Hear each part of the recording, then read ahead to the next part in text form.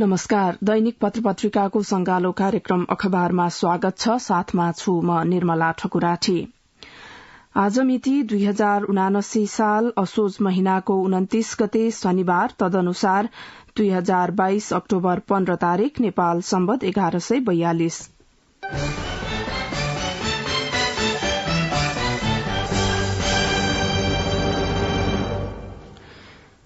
नयाँ पत्रिकामा मुख्य समाचार बनाइएको छ। जोसंघबाट प्रदेशमा झरे एमाले र माओवादीका 3, एकीकृत समाजवादीका 2 र कांग्रेसका 1 निवर्तमान संघीय सांसद प्रदेशमा भिड्दै निवर्तमान प्रतिनिधि सभाका सदस्य मध्ये कोही दोहोर्याएर निर्वाचन लड्दैछन् भने कोही संसदीय राजनीतिबाट स्वैच्छिक वा बाध्यात्मक विश्रामतिर लागेका छन्। कतिपय भने संघबाट प्रदेशमा झरेर निर्वाचन लड्दैछन्।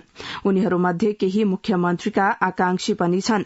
निर्वाचन आयोगको तथ्याङ्क अनुसार 9 जना प्रतिनिधि सभाका निवर्तमान सदस्य यसपटक प्रदेश सभामा उम्मेद्वार बनेका छन्, जसमा एमाले र माओवादीबाट 3, एकीकृत समाजवादीका 2 र कांग्रेसका 1 जना रहेका छन्। उनीहरू सबै प्रत्यक्षमा प्रतिस्पर्धा गर्दैछन्।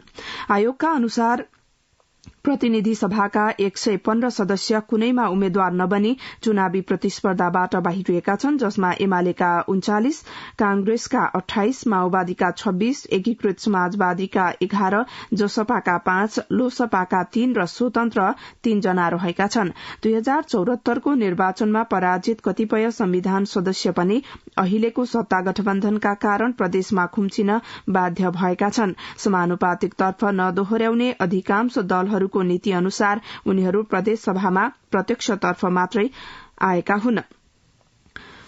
यस्तै मुख्यमन्त्री भएका 6 नेता यसपटक प्रतिनिधि सभा उम्मेद्वार बनेका छन्। प्रदेश 1 का पूर्व मुख्यमन्त्री द्वय शेरधन राई भोजपुर र भीम आचार्य सुनसरी 2, बागमतीका मुख्यमन्त्री राजेन्द्र प्रसाद पाण्डे धादिङ 1, गण्डकीका पूर्व मुख्यमन्त्री पृथ्वी सुब्बा गुरूङ लमजुङ, लुम्बिनीका पूर्व मुख्यमन्त्री शंकर पोखरेल दाङ 2 र कर्णालीका पूर्व मुख्यमन्त्री महेन्द्र बहादुर शाही कालीकोटबाट प्रतिस्पर्धा गर्दै हुनुहुन्छ।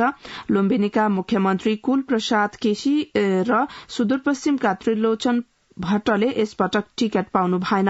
बागमतीका पूर्व मुख्यमन्त्री अष्टलक्ष्मी साक्यले चुनाव नलड्ने निर्णय लिनु भएको छ। यस्तै पूर्व सांसद, संविधान सभा सदस्य र संघीय संसदका लागि निर्वाचन लडेका नेता पनि यसपटक प्रदेशतिर झरेका छन्। कांग्रेसबाट संविधान सभा सदस्य कञ्चन चन्द्र बादेले काभ्रे 2 खबाट प्रदेश सभामा उम्मेद्वारी दिनुभएको छ। संविधान सभा सदस्य जमिन्द्र मान घले एमालेबाट लमजुङ 1 कबाट उम्मेद्वार बन्नु भएको छ। प्रतिनिधि सभामा कुर्सी उचालेर चर्चामा आउनुभएका माओवादी नेता उमेश यादव पनि प्रदेश सभामा झर्नु भएको छ। संविधान सभा सदस्य जंगीलाल राय यसपालि प्रदेश सभामा भिड्दै हुनुहुन्छ। संविधान सभा सदस्य बहादुर सिंह थापा कांग्रेसबाट कञ्चनपुर 2 खमा प्रतिस्पर्धा गर्दै हुनुहुन्छ। अर्का संविधान सभा सदस्य टेकेन्द्र प्रसाद भट्ट माओवादीबाट कञ्चनपुर 3 क उम्मेद्वार बन्दै प्रदेश सभामा झर्नु भएको छ। 2064 मा माओवादीबाट संविधान सभा सदस्य बन्नुभएका गंगा नारायण श्रेष्ठ सिन्धुली 2 खबाट उम्मेद्वार बन्नु भएको छ। जो संघबाट प्रदेशमा झरे एमाले र माओवादीका 3, एकीकृत समाजवादीका 2 र कांग्रेसका 1 निवर्तमान संघीय सांसद प्रदेशमा भिड्दै शीर्षक र उपशीर्षक दिँदै नयाँ पत्रिकाले मुख्य समाचार बनाएको छ।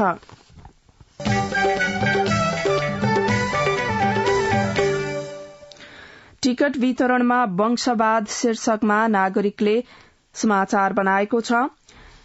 बीपी कोइराला, महेन्द्र नारायण निधि, गणेशमान सिंह कसैको प्राइभेट प्रोपर्टी होइन, हाम्रो पनि हो। नेताका छोराहरू, नेताका छोरीहरू भनेर गरिएका बैठकहरूमा डाक्टर शेखर कोइरालालाई कहिल्यै बोलाइयो, उहाँ कहिले देखिनुभयो? शेखर कोइराला पनि आजका दिनमा तपाई हामी जस्तै सामान्य परिवारको छोराका रूपमा उभिनुभयो। तपाई हामी एउटा ताकत निर्माण गर्न सफल भएका छौं। नेपाली कांग्रेसको 14औं महाधिवेशनबाट शेरबहादुर देउवा दोस्रो कार्यकालका लागि सभापतिमा निर्वाचित हुनु भएपछि निकटतम प्रतिद्वन्दी शेखर कोइरालाले आयोजना गरेको धन्यवाद कार्यक्रममा गगन थापाले दिएको अभिव्यक्ति हो।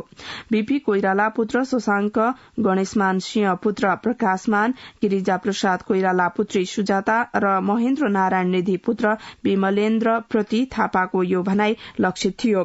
सभापति चयनका लागि भएको दोस्रो चरणको निर्वाचनमा उहाँहरूले देउबालाई सहयोग गर्नु भए पनि झण्डै आफ्नो उमेर जति नै कांग्रेस राजनीतिमा सक्रिय पूर्वजका छोराछोरीप्रति आक्रोश पोख्नु भएको थापा पार्टी महामन्त्रीको जिम्मेवारीमा हुनुहुन्छ। थापाको यो कटाक्ष सुन्नुभएका कांग्रेसका नेता तथा कार्यकर्ताले अब पार्टीमा नाताको होइन नेताको योग्यता क्षमताका आधारमा अवसर वितरण र जिम्मेवारी बाँडफाँडको शुरूआत हुने अपेक्षा गर्नुभएको थियो। तर मंसिर 4 गते हुने प्रदेशसभा र प्रतिनिधि सभा सदस्य निर्वाचनमा नेता होइन वंश स्थापित गर्ने गरी कांग्रेसले टिकट वितरण गरेको छ। पार्टी र मुलुकप्रति खास कुनै योगदान नभएकालाई वंशवाद स्थापना गर्ने गरी कांग्रेसले उम्मेद्वार तोकेको छ। टिकट वितरणमा वंशवाद शीर्षकमा नागरिकले प्राथमिकताका साथ समाचार बनाएको छ।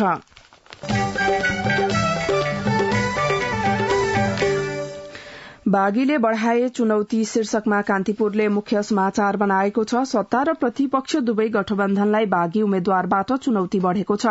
गठबन्धनभित्र मात्र होइन सबै प्रमुख दलभित्र पनि बागी रहेका छन्।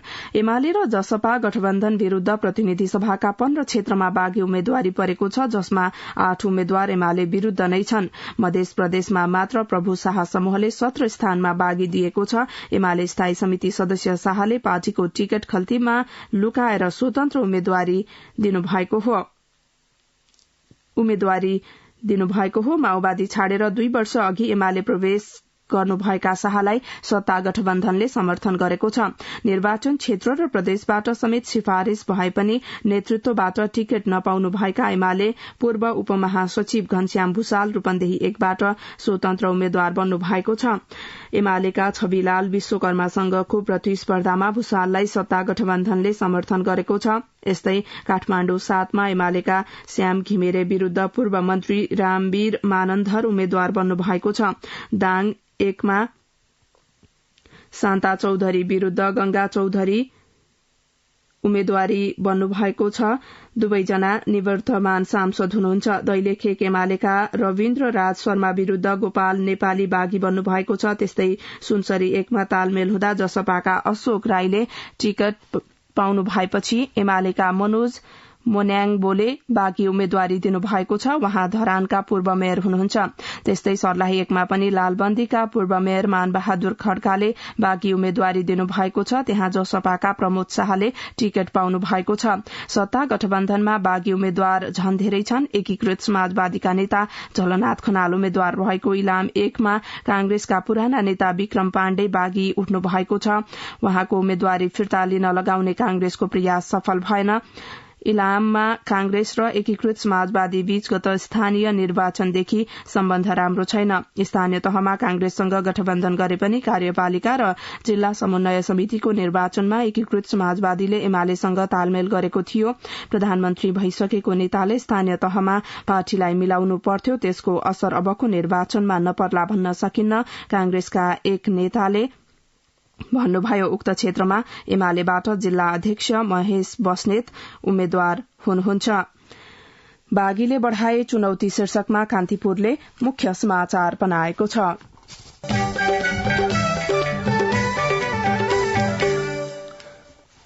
प्रत्यक्षतर्फको मतपत्र छपाई शुरू शीर्षकमा गोर्खापत्रले मुख्य समाचार बनाएको छ। पहिलो हुने निर्वाचित हुने प्रणाली प्रत्यक्षतर्फको मतपत्र छपाई शुरू भएको छ भने समानुपातिक निर्वाचन प्रणालीतर्फको मतपत्र ढुवानी थालिएको छ।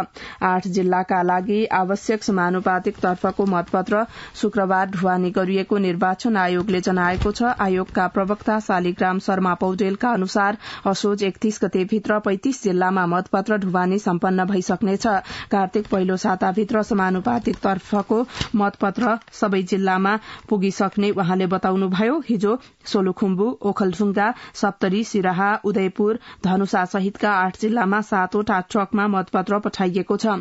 नेपाली सेनाको विशेष सुरक्षा निगरानीमा मतपत्र ढुवानी गरिएको आयोगले जनाएको छ। समानुपातिक तर्फ 4 करोड़ 55 लाख मतपत्र छापिएका छन्। आगामी निर्वाचनका लागि पहिलो हुने निर्वाचित हुने प्रणाली प्रत्यक्ष तर्फको मतपत्र छपाई शुरू भएको छ। आयोगका अनुसार आगामी कार्तिक 27 गते सबै निर्वाचन क्षेत्रमा प्रत्यक्ष तर्फको मतपत्र ढुवानी शुरू गर्ने गरी मतपत्र छाप्न शुरू भएको हो। आयोगका सहायक प्रवक्ता सूर्य प्रसाद अर्यालले बिहिबारबाट प्रदेश सभाको प्रत्यक्ष तर्फको मतपत्र छाप्न शुरू भएको जानकारी दिनुभयो। प्रत्यक्ष तर्फको मतपत्र सेतो पृष्ठभूमिमा विवरण र निर्वाचन चिन्ह रातो रंगको हुनेछ। आयोगका अनुसार प्रदेश र प्रतिनिधि सभाको प्रत्यक्ष तर्फ करिब 4 करोड़ मतपत्र छापिनेछन्। स्पष्टीकरण मागियो भन्दै गोरखापत्र अगाडि लेख्छ। आयोगले आचार संहिता विपरीतका गतिविधि गरेको भन्दै शहरी विकास मन्त्रालय र गण्डकी प्रदेशको मुख्यमन्त्री तथा मन्त्री परिषदको कार्यालयलाई स्पष्टीकरण सोधेको छ। मन्त्रालयले एक परामर्शदाता संस्थालाई 6 करोड़ रकम वितरण गरेको भन्दै आयोगमा उजुरी परेपछि त्यस सम्बन्धमा 24 घण्टाभित्र जवाफ दिन शहरी विकास मन्त्रालयलाई निर्देशन दिएको हो। मन्त्रालयलाई पठाइएको पत्रमा परामर्शदातालाई उक्त रकम दिएको हो वा होइन रकम वितरण गर्ने गरी मन्त्रालयबाट भएको निर्णय कार्यान्वयन नगर्न तथा उक्त घटना सम्बन्धमा यथार्थ विवरण 24 घण्टाभित्र पठाउन उल्लेख छ। मन्त्रालयले 12 वटा नगरपालिकामा एक जनचेतनामूलक कार्यक्रम सञ्चालनका लागि परामर्शदातालाई 6 करोड़ रूपियाँ वितरण गर्ने निर्णय गरेको बताइएको छ। त्यसैगरी आयोगले गण्डकी प्रदेशलाई कर्मचारीको तह वृद्धि सम्बन्धी प्रक्रिया अगाडि बढ़ाएकोमा 3 दिनभित्र स्पष्ट जवाब पठाउन निर्देशन दिएको छ। प्रत्यक्ष तर्फको मतपत्र छपाई शुरू शीर्षकमा गोरखापत्रले मुख्य समाचार बनाएको छ। यसैगरी गोरखापत्रले चुनावी मैदानमा चिकित्सकहरू शीर्षकमा अग्रपृष्ठमा नै समाचार बनाएको छ। बिरामीको उपचारमा व्यस्त भइरहने चिकित्सकलाई पनि चुनावको रन्कोले छोएको छ। विगतका चुनावमा एकाध चिकित्सक देखा पर्थे भने यसपटक चुनावी मैदानमा थुप्रै चिकित्सक प्रतिस्पर्धामा उत्रिएका छन्। पद र पेशाबाट राजीनामा दिएर प्रतिस्पर्धामा होमिएका उहाँहरू आसन्न प्रतिनिधि सभा निर्वाचनका लागि यति बेला व्यस्त हुनुहुन्छ। चुनावी मैदानमा उत्रने केही चिकित्सक मुख्य राजनैतिक पार्टीबाटै चुनावी प्रतिस्पर्धामा उत्रिनु भएको छ भने केहीले स्वतन्त्र रूपमा उम्मेद्वारी दिनु भएको छ। चिकित्सकहरूले सांसद भएपछि स्वास्थ्य क्षेत्र सुधारका लागि नीति निर्माण गर्ने र स्वास्थ्य क्षेत्रमा आमूल परिवर्तन गर्ने मुद्दा अगाडि सार्नु भएको छ। स्वास्थ्यको पहुँचलाई सर्वव्यापी बनाएर निशुल्क स्वास्थ्य, गाउँ गाउँमा स्वास्थ्य सेवा, प्राविधिक शिक्षा र युवा रोजगारी लगायतका कार्यसूची सहित उहाँहरू चुनावी प्रतिस्पर्धामा हुनुहुन्छ। चुनावी मैदानमा युवादेखि वरिष्ठ चिकित्सक हुनुहुन्छ। नेपाली कांग्रेसका डाक्टर शशाङ्क कोइरालाले नवलपुर 1बाट उम्मेद्वारी दर्ता गराउनु भएको छ। उहाँ आँखा रोग विशेषज्ञ हुनुहुन्छ। यस्तै नेपाली कांग्रेसका डाक्टर शेखर कोइरालाले मोरङ 6बाट उम्मेद्वारी दिनु भएको छ। उहाँ फिजिशियन चिकित्सक हुनुहुन्छ। डाक्टर कोइराला यस अघिको निर्वाचनमा नेकपा एमालेका लालबाबु पण्डितसँग 675 मतले पराजित हुनु भएको थियो। यसैगरी चितवन 3बाट नेकपा माओवादी केन्द्रका तर्फबाट डाक्टर भोजराज अधिकारीले उम्मेद्वारी दिनुभएको छ। वरिष्ठ फिजिशियन डाक्टर अधिकारी भरतपुर अस्पताल विकास समितिको अध्यक्ष पदबाट राजीनामा दिएर चुनावमा होमिनु भएको हो। ललितपुर 3बाट शल्य चिकित्सक डाक्टर तोसीमा कार्की पनि चुनावी मैदानमा उत्रिनु भएको छ। पाटन स्वास्थ्य विज्ञान प्रतिष्ठानमा कार्यरत डाक्टर कार्कीले राजनीति गर्ने व्यक्ति देशका लागि भन्दा पनि स्वार्थका लागि प्रेरित भएकाले आफू चुनावी मैदानमा उत्रिनु परेको बताउनुभयो। उहाँले स्वतन्त्र रूपमा उम्मेद्वारी दिनुभएको छ। काठमाण्डु 5मा राप्रपाका तर्फबाट प्राध्यापक डाक्टर रामप्रसाद उप्रेती चुनावी प्रतिस्पर्धामा हुनुहुन्छ। यसैगरी स्याङ्जा 2 खमा नेकपा एमालेबाट डाक्टर बुद्धिमान श्रेष्ठले उम्मेद्वारी दिनुभएको छ। चुनावी मैदानमा चिकित्सकहरू शीर्षकमा गोरखापत्रले अग्रपृष्ठमा प्राथमिकताका साथ समाचार बनाएको छ।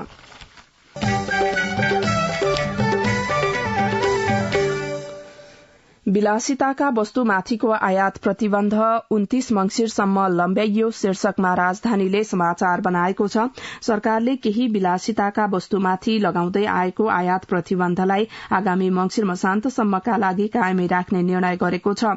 हिजो बसेको मन्त्री परिषदको बैठकले यस्तो निर्णय गरेको हो। उद्योग वाणिज्य तथा आपूर्ति मन्त्रालयले महँगा गाड़ी, मदिरा, मोबाइल र मोटरसाइकलको आयात प्रतिबन्धलाई आगामी 29 मंगिरसम्मका लागि निरन्तरता दिने निर्णय गरी अझै आगामी मंगिर महिनाभर लम्ब्याउन सिफारिश गरेको थियो। अर्थ मन्त्रालय र नेपाल राष्ट्र बैंकले विदेशी मुद्राको संचितिमाथिको दबाव कायमै रहेको राय दिएपछि उद्योग वाणिज्य तथा आपूर्ति मन्त्रालयले सो प्रतिबन्धलाई आगामी 62 दिन थप गर्न सिफारिश गरेको थियो। सोही सिफारिश अनुसार नै हिजोको मन्त्री परिषद बैठकले यस्ता विलासिताका वस्तुमाथि हाल जारी राखेको आयात प्रतिबन्धलाई आगामी 29 मसान्तसम्मका लागि कायमै राख्ने निर्णय गरेको हो। विलासिताका वस्तुमाथिको आयात प्रतिबन्ध 29 मंगिरसम्म लम्ब्याइयो शीर्षकमा राजधानीले समाचार बनाएको छ।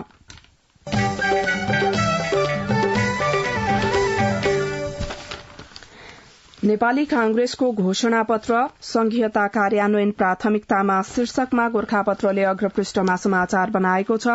नेपाली कांग्रेसले प्रतिनिधि सभा र प्रदेशसभा निर्वाचनमा संविधान कार्यान्वयन, लोकतन्त्र सुदृढीकरण र संघीयताको प्रभावकारी कार्यान्वयनलाई मुख्य मुद्दा बनाउने भएको छ। कांग्रेसले तयार गरेको घोषणापत्रमा अस्थिर राजनीतिको अन्त्य गर्दै संविधान र लोकतन्त्र रक्षार्थ गर्नु परेको आन्दोलनलाई ध्यानमा राखेर स्थायित्वको मुद्दालाई प्राथमिकता दिइएको छ।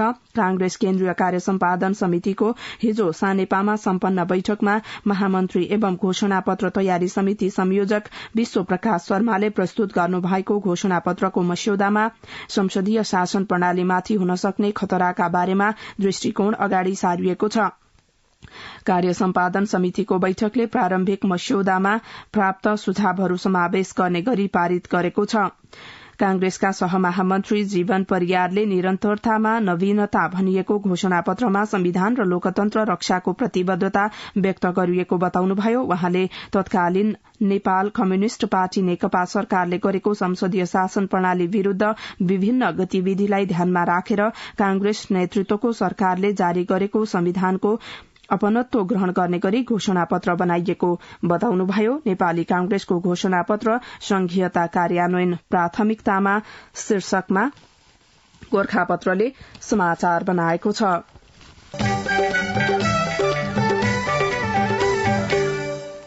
मुख्यमन्त्री रावतले हटाए कांग्रेसका 3 मन्त्री शीर्षकमा नयाँ पत्रिकाले अग्रपृष्ठमा समाचार बनाएको छ। प्रधानमन्त्री शेरबहादुर देउवाले जसपाका मन्त्री हटाएको भोलिपल्ट जसपा नेतृत्वको मध्य प्रदेशमा सहभागी कांग्रेसका 3 मन्त्री बर्खास्त भएका छन्। प्रधानमन्त्री देउवाको निर्णयको काउन्टरमा मध्य प्रदेशका मुख्यमन्त्री लालबाबु रावतले हिजो कांग्रेसका 3 मन्त्रीलाई बर्खास्त गर्नुभएको हो। जसपा अध्यक्ष उपेन्द्र यादवको निर्देशनमा मुख्यमन्त्री रावतले बिहिबार नै कांग्रेसको मध्य प्रदेश संसदीय दलका नेता रहनुभएका भौतिक पूर्वाधार तथा विकास मन्त्री सरोज यादवलाई फोन गरेर राजीनामा माग्नु भएको थियो। तर शुक्रबार मध्याह्नसम्म पनि कांग्रेसका मन्त्रीहरूको राजीनामा नआएपछि रावतले उहाँहरूलाई बर्खास्त गर्नुभएको हो। भौतिक पूर्वाधार मन्त्री यादव सहित महिला बालबालिका युवा तथा खेलकुद मन्त्री वीरेन्द्र सिंह र खानेपानी तथा ऊर्जा विकास मन्त्री ओम प्रकाश शर्मा हटाइनु भएको हो। मुख्यमन्त्री रावतले कांग्रेसका मन्त्री बर्खास्त गरे पनि माओवादी केन्द्र र एकीकृत समाजवादीका मन्त्री चलाउनु भएको छैन। मुख्यमन्त्री रावतले हटाए कांग्रेसका 3 मन्त्री शीर्षकमा नयाँ पत्रिकामा समाचार छ।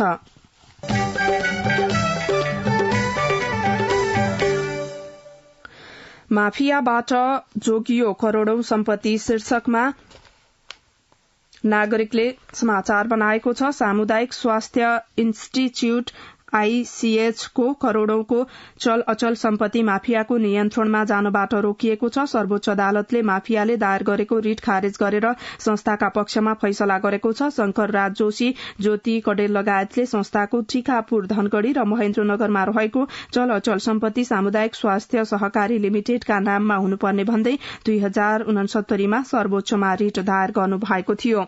माफियाबाट जोगियो करोड़ौं सम्पत्ति शीर्षकमा नागरिकले समाचार बनाएको छ।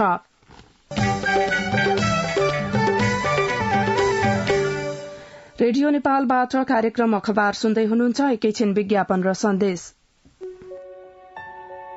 सम्बन्धको विकास त्यति बेला सम्भव हुन्छ जब हरेक आफ्नो र आफन्तहरूसँग निर्धक्क अनि खुलेर कुरा हुन्छ, चाहे त्यस्तो कुरा व्यक्तिगत होस् या व्यावसायिक हो।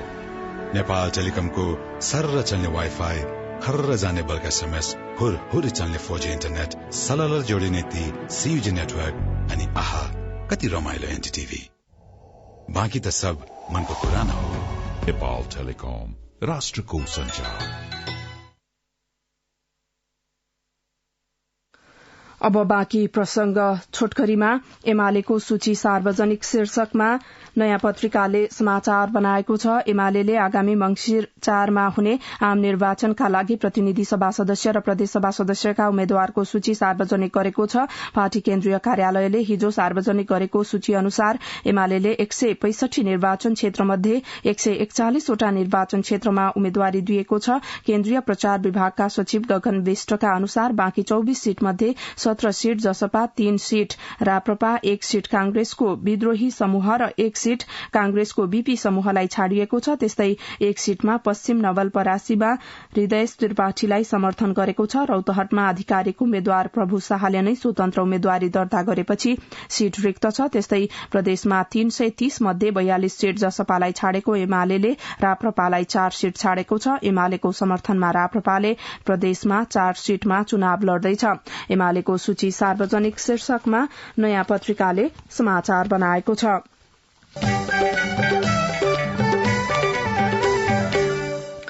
सशस्त्रमा बढ़ी मास इण्डेक्स लागू, भुडे प्रहरीको बढ़ुवा रोकिने, अति दुब्ला पनि यूएन मिशन जान नपाउने शीर्षक र उपशीर्षकमा नयाँ पत्रिकाले अग्रपृष्ठमा समाचार बनाएको छ।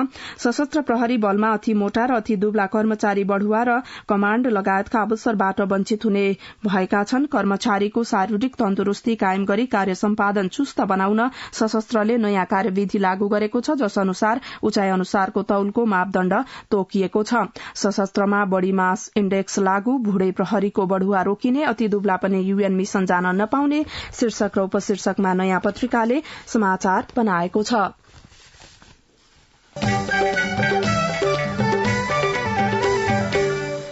निर्यातमा अनुदानको बाटो खुल्यो शीर्षकमा गोरखापत्रको अर्थपृष्ठमा समाचार छ। चालू आर्थिक वर्षको बजेटमा घोषणा गरिए बमोजिम उच्च निर्यात सम्भावना भएका वस्तु तथा सेवाले 8% सम्म नगद अनुदान प्राप्त गर्ने बाटो खुला भएको छ। नगदमा अनुदान प्रदान गर्ने सम्बन्धी कार्यविधिमा दोस्रो संशोधन गर्दै सरकारले बजेटको यो व्यवस्थालाई सुनिश्चितता दिएको हो। निर्यातमा अनुदानको बाटो खुल्यो शीर्षकमा गोरखापत्रको अर्थपृष्ठमा समाचार छ। यता नेप्सेले दियो 32 कम्पनीलाई नयाँ ब्रोकर लाइसेन्सको सिफारिश शीर्षकमा नयाँ पत्रिकाको अर्थपृष्ठमा समाचार छ। नयाँ स्टक एक्सचेन्ज नेप्सेमा नयाँ ब्रोकर लाइसेन्सका लागि सिफारिश लिने कम्पनीको संख्या 32 पुगेको छ। असोजेकमा नेपाल धितोपत्र बोर्डमा आवेदन दिने अन्तिम मिति भन्दा 3 दिन अगाडि नै सिफारिश लिने कम्पनीको संख्या 32 पुगेको हो। नेप्सेले दियो 32 कम्पनीलाई नयाँ ब्रोकर लाइसेन्सको सिफारिश शीर्षकमा नयाँ पत्रिकाको अर्थपृष्ठमा समाचार छ।